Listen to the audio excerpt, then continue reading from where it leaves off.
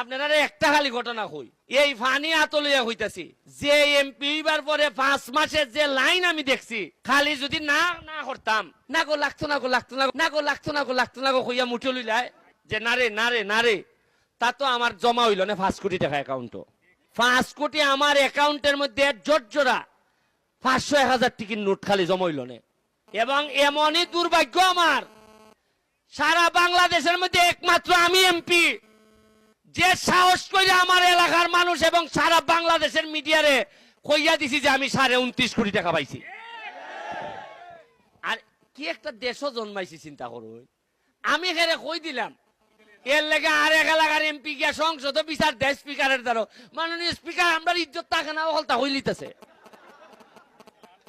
মানে বুঝেন আপনি, আপনি ক টাকা বরাদ্দ পাইছেন ই কথা খেরে কইছিলাম, এর লেগে আমার বিচার হারা করিল।